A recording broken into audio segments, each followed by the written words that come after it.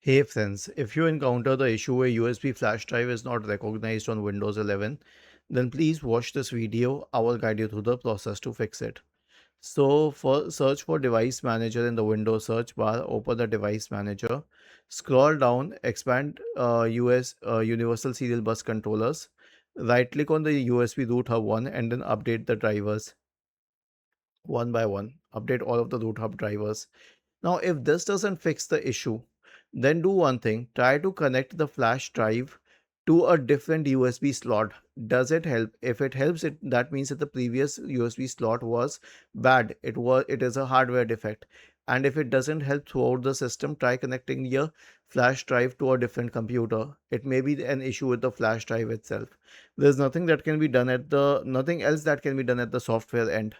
Was this helpful? If yes, then please subscribe to the channel.